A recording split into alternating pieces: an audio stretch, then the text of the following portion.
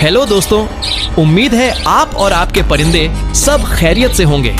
जरा देखिए इन नन्हे परिंदों को कैसे चहचहाते हुए अपनी माँ से खाना मांग रहे हैं। ममता की ये भाषा कितनी प्यारी होती है। इन मासूम बच्चों की प्यारी सी जिद देखो, अपनी माँ से दाना लेने के लिए कैसी शोर मची है।